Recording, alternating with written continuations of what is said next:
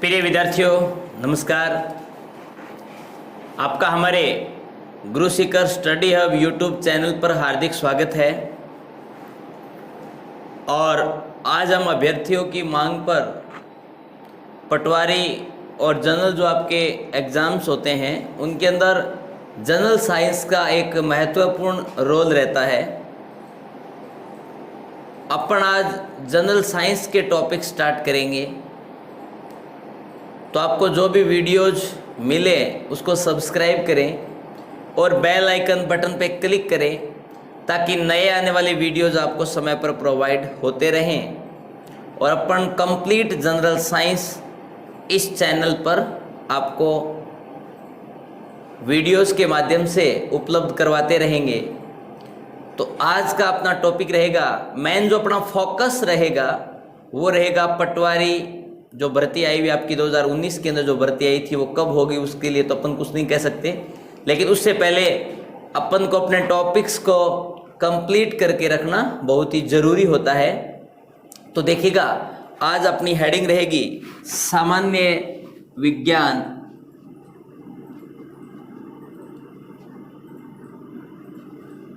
सामान्य विज्ञान यानी जनरल साइंस। तो बच्चों ये जनरल साइंस जो है उसको स्टार्ट करने से पहले हमें ये पता होना चाहिए कि व्हाट इज साइंस यानी विज्ञान क्या होती है। तो फर्स्ट अपनी हेडिंग रहेगी विज्ञान यानी साइंस। तो सबसे पहले हमें ये पता होना चाहिए कि साइंस क्या होती है। तो देखिएगा, प्रकृति के अंदर कुछ अपन जो प्रैक्टिकल्स और जो प्रयोग करते हैं उनसे हमारे पास जो परिणाम निकल के आते हैं प्रयोगों के माध्यम से, उससे हमें डिटेल से उस कोई भी आपके पास कोई भी पदार्थ वगैरह है उसके केमिकल कंपोजिशन की कंप्लीट यदि जानकारी प्राप्त होती है तो उसकी बेसिस पे अपन इसको डिफाइन करेंगे। तो अपनी परिभाषा रहेगी प्रकृति के क्रमबद्ध अध्ययन। प्रकृति के क्रमबद्ध अध्ययन से प्राप्त सुव्यवस्थित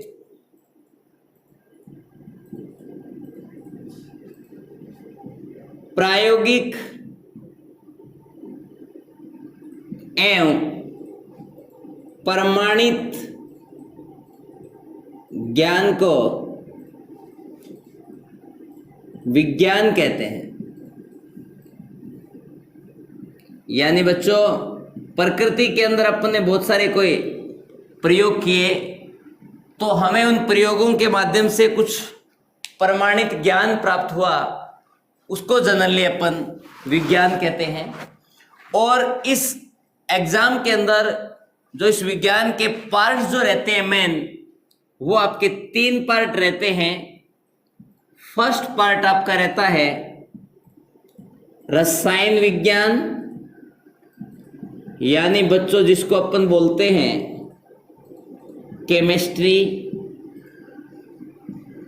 सेकंड जो इसमें पार्ट रहता है वो रहता है जीव विज्ञान, जिसको बच्चों अपन जनरली बोलते हैं बायोलॉजी। और नेक्स्ट जो अपना पार्ट रहता है वो रहता है जी भौतिक विज्ञान, जिसको बच्चों अपन बोलते हैं फिजिक्स। तो कुल मिला के ओवरऑल जो जनरल साइंस के अंदर पार्ट जो है वो 3 रहते हैं। फर्स्ट रहता है आपका रसायन विज्ञान, सेकंड बच्चों आपका रहता है जीव विज्ञान, और थर्ड बच्चों आपका रहता है भौतिक विज्ञान। यानी कुल मिला के ये आपका हो गया PCB, फिजिक्स, बायोलॉजी और केमिस्ट्री। अपन जो आज बच्चों टॉपिक स्टार्ट करने जा रहे हैं वो सबसे पहले अपन रसायन विज्ञान को कंप्लीट करेंगे। रसायन विज्ञान के पश्चात अपन कंप्लीट करेंगे बायोलॉजी पोर्शन को, और बायोलॉजी पोर्शन के बाद फाइनली अपन कंप्लीट करेंगे भौतिक विज्ञान को। तो आज अपन बच्चों पढ़ेंगे रसायन विज्ञान। सामान्य विज्ञान के अंदर अपना जो टॉपिक रहेगा वो रहेगा रसायन विज्ञान। ठीक है जी, रसायन विज्ञान जिसको बच्चों अपन बोलते हैं केमिस्ट्री। ठीक है जी।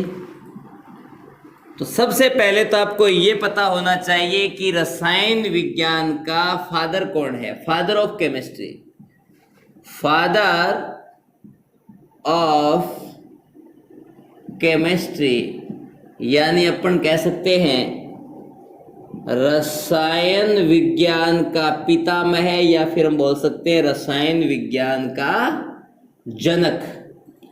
आपकी जो बच्चों रसायन विज्ञान है, इस रसायन विज्ञान का जो जनक है वो बच्चों माना गया है लेवोशियर को। लेवोशियर। तो बच्चों लेवोशियर को रसायन विज्ञान का जनक मानते हैं। रसायन विज्ञान को स्टार्ट करने से पहले हमें सबसे पहले ये पता होना चाहिए कि रसायन विज्ञान की परिभाषा क्या होती है। तो सबसे पहले अपन रसायन विज्ञान की परिभाषा की बात करेंगे, यानी फर्स्ट ऑफ ऑल इसकी अपन पढ़ेंगे बच्चों डेफिनेशन। तो सबसे पहले अपन इसकी डेफिनेशन की बात करेंगे।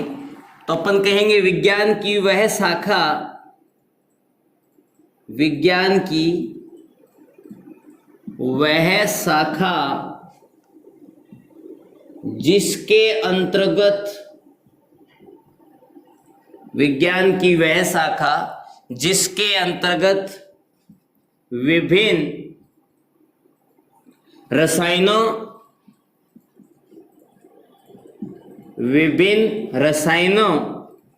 एवं उनकी अभिक्रियाओं का अध्ययन किया जाता है।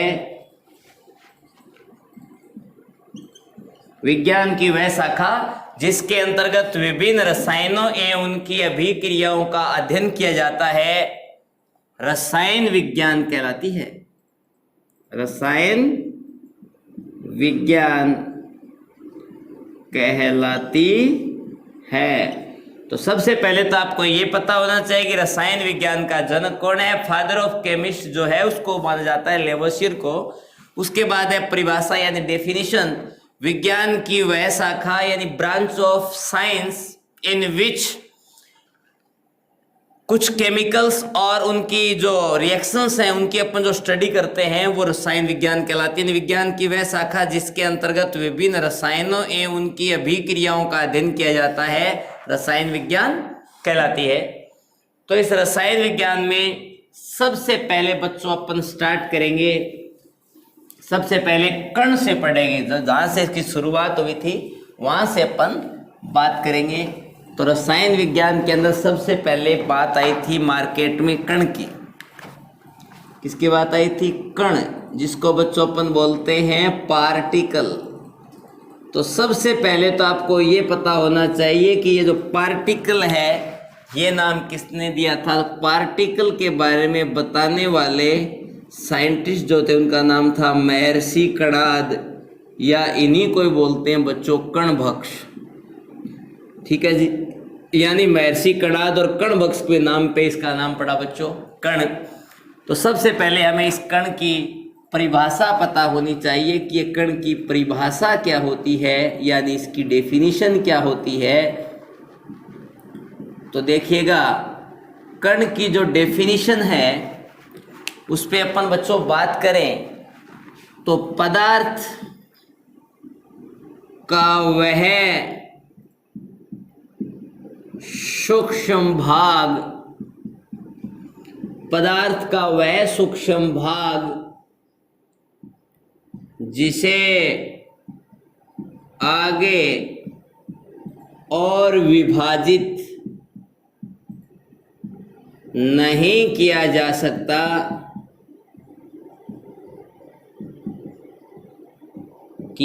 सकता है पदार्थ का वह सूक्ष्म भाग जिसे आगे और विभाजित नहीं किया जा सकता है कण कहलाता है। तो परिभाषा क्या याद रखोगे कि पदार्थ का वह सूक्ष्म भाग जिसे आगे और विभाजित नहीं किया जा सकता बच्चों, उसे अपन क्या बोलते हैं? कण। तो देखो बच्चों, यहाँ पे एक टर्म और आई है पदार्थ, या जिसको अपन बोल सकते हैं द्रव्य, यानी अपन बच्चों इसको बोलते हैं मैटर। तो सबसे पहले आपको ये पता होना चाहिए कि बच्चों पदार्थ क्या होता है। तो आप याद रखें कि दुनिया की कोई भी वस्तु, दुनिया की कोई भी वस्तु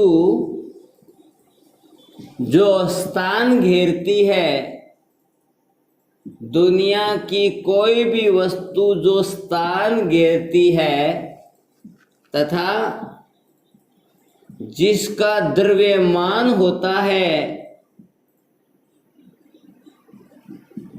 पदार्थ कहलाता है।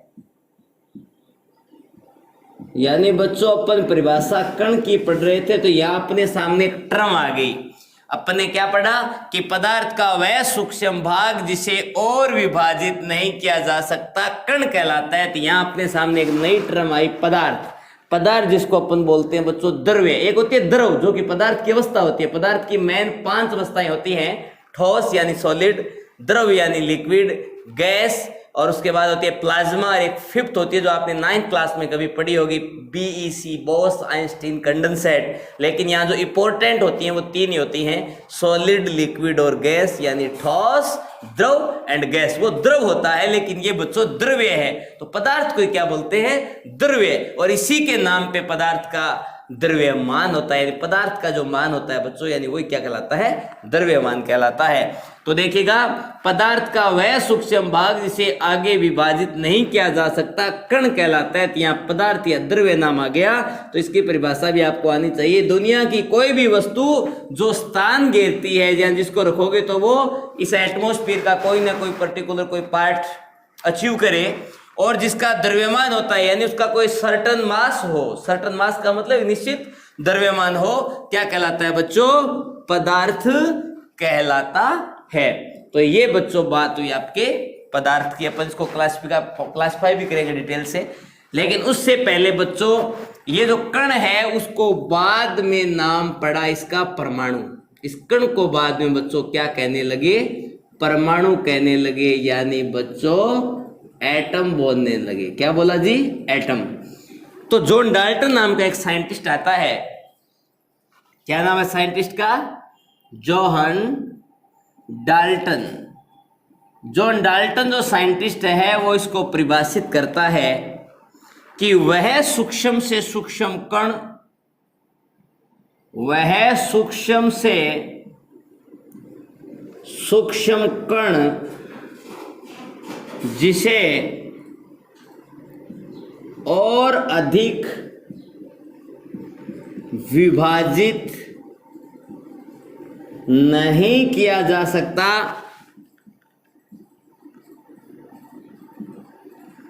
वह सूक्ष्म से सूक्ष्म कण जिसे और अधिक विभाजित नहीं किया जा सकता तथा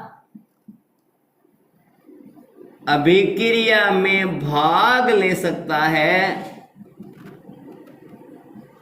अभिक्रिया में भाग ले सकता है, परमाणु कहलाता है। यानी बच्चों जॉन डाल्टन नाम के साइंटिस्ट ने परमाणु को किस टाइप से परिभाषित किया कि वह सूक्ष्म से सूक्ष्म कण जिसे और अधिक विभाजित नहीं किया जा सकता है तथा अभिक्रिया में भाग ले सकता है बच्चों, वो क्या कहलाता है? परमाणु कहलाता है। ठीक है जी। तो परमाणु की परिभाषा किसने दी थी? जॉन डाल्टन ने। लेकिन एक कंसेप्ट आप जरूर याद रखें, परमाणु जो होता है ना, परमाणु, उसको डिस्कवर करने वाला कौन था? रदरफोर्ड था। कौन था? रदरफोर्ड। तो एक जुगाड़ आप याद रख सकते हो बच्चों, ईंट पर नाच। ईंट पर नाच एक ट्रिक है। ई फॉर इलेक्ट्रॉन खोज की थी थॉमसन ने, पै फॉर परमाणु खोज की थी रदरफोर्ड ने, ना फॉर नाभिक या न्यूट्रॉन ने खोज की थी जेम्स चैडविक ने। ठीक है जी। ई फॉर इलेक्ट्रॉन, टे फॉर थॉमसन, पै फॉर परमाणु, रे फॉर रदरफोर्ड, ना फॉर नाभिक, चे फॉर चैडविक। तो इन्होंने इनको डिस्कवरी की थी।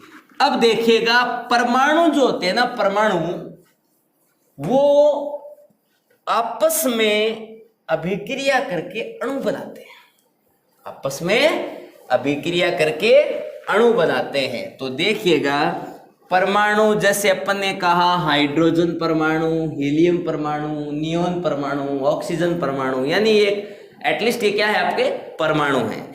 लेकिन परमाणु के साथ जब बच्चों कंबाइन होता है, यानी परमाणु मीन्स क्या बोलोगे आप इसे, एटम प्लस परमाणु यानी एटम।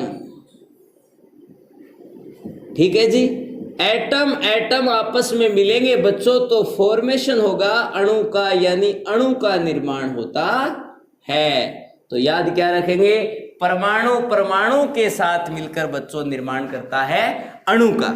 अब देखिएगा अपन यहां नई परिभाषा जनरेट कर सकते हैं अणु की। अणु क्या होता है बच्चों, मॉलिक्यूल।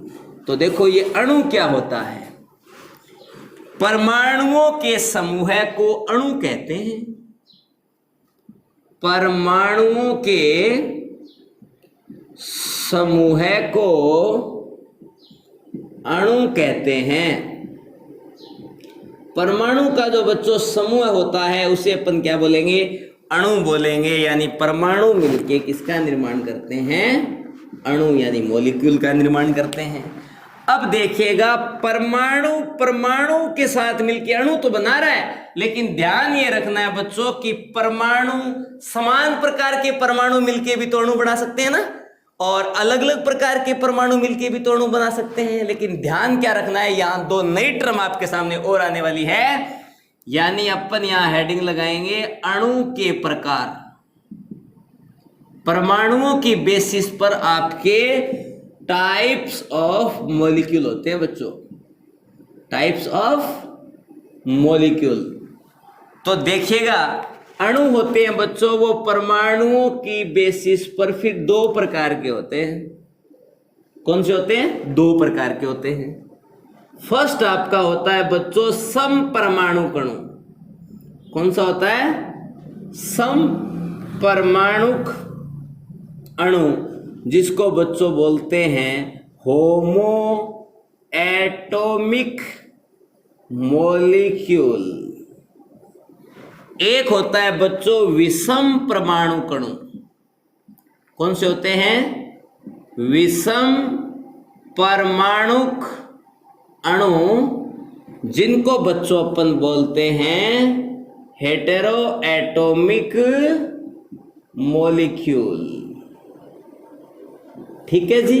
एक होते हैं आपके होमो एटॉमिक मॉलिक्यूल और दूसरे बच्चों आपके होते हैं हेटेरो एटॉमिक मॉलिक्यूल। तो सबसे पहले हमें यह पता होना चाहिए कि सम परमाणु अणु किन्हें कहते हैं और बच्चों विषम परमाणु अणु किसे कहते हैं। तो देखिएगा सम परमाणु अणु अपन किसको बोलेंगे, समान, नाम से स्पष्ट है, समान प्रकार के परमाणुओं से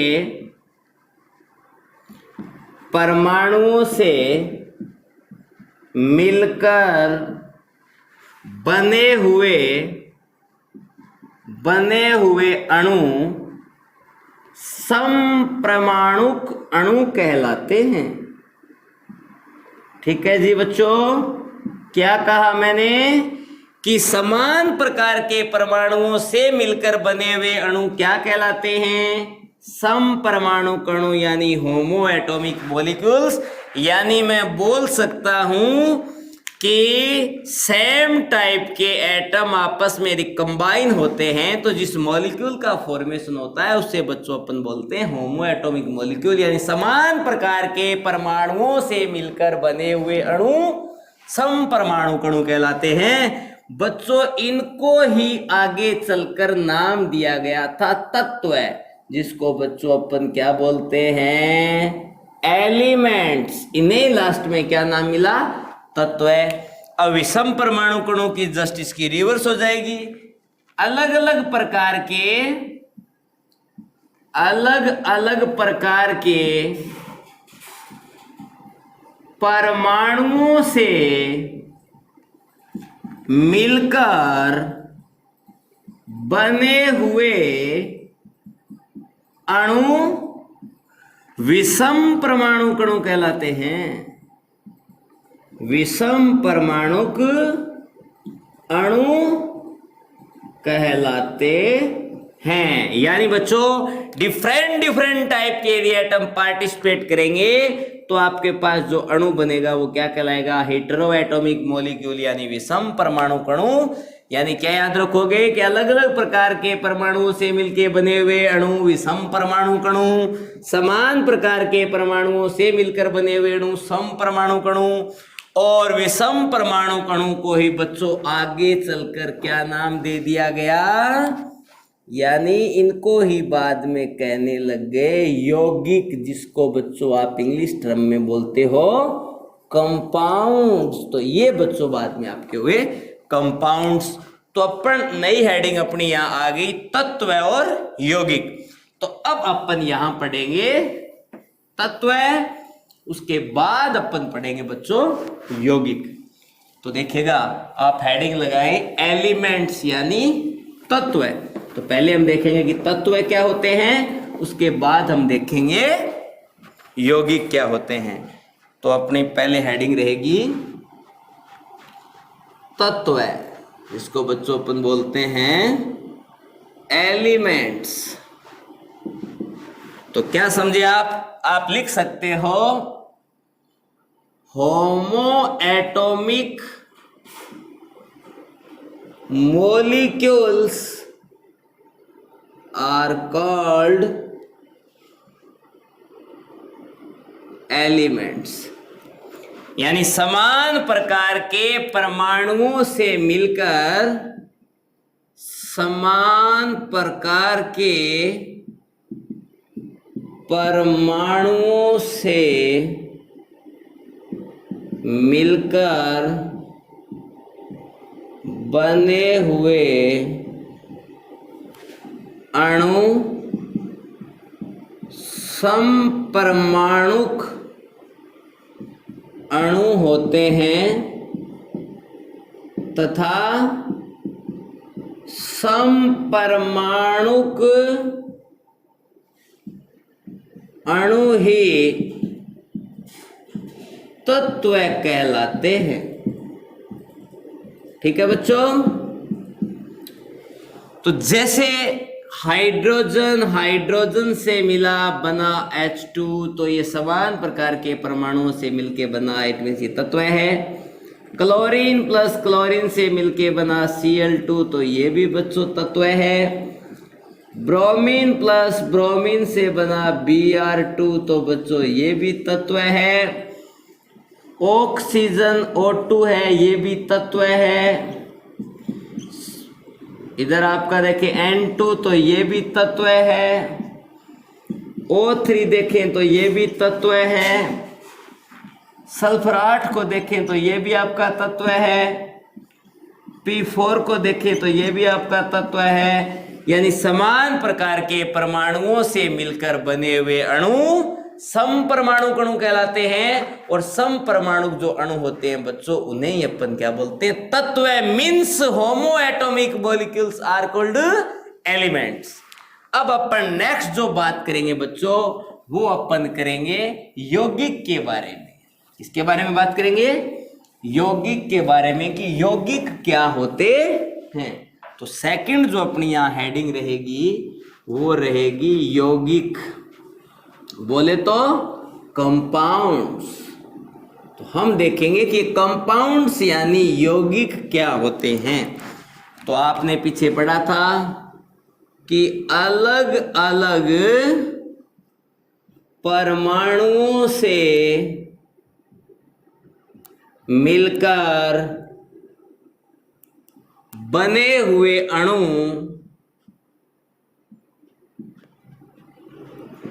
विषम परमाणुक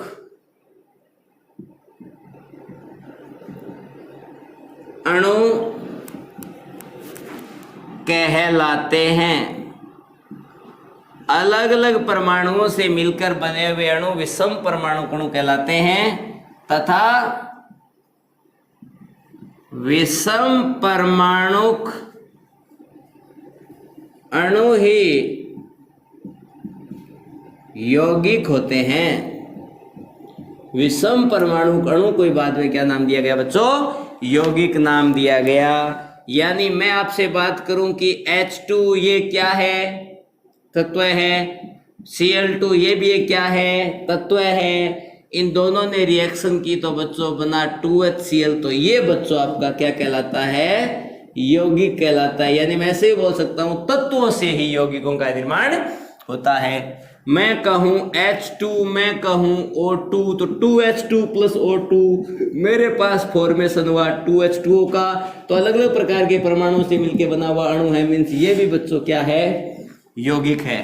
तो एग्जाम्पल अपन ले, मैं आपसे कहूं HBr तो ये यौगिक है। मैं आपसे कहूं HCl तो ये यौगिक है।